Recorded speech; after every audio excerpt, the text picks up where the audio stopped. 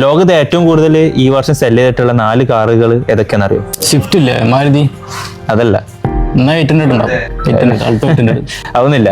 ഇപ്പം number 4 American company ആയിട്ടുള്ള ഫോർഡിന്റെ F-150 എന്ന് പറയുന്ന കാറാണ്. അത് ഏകദേശം 9 ലക്ഷം കാറുകളാണ് സെല് ചെയ്തിട്ടുള്ളത്. ഓക്കെ. ഇനി ടോപ്പ് 3 ജപ്പാൻ കമ്പനി ആയിട്ടുള്ള ടൊയോട്ടയുടെ RAV4 എന്ന് പറഞ്ഞ കാറാണ്.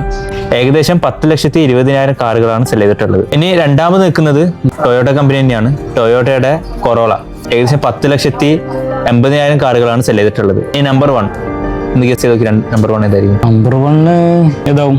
കിട്ടുന്നില്ല. നിസാൻ സണ്ണി അല്ല. നമ്പർ 1 വരുന്നത് ടെസ്ലയാണ്.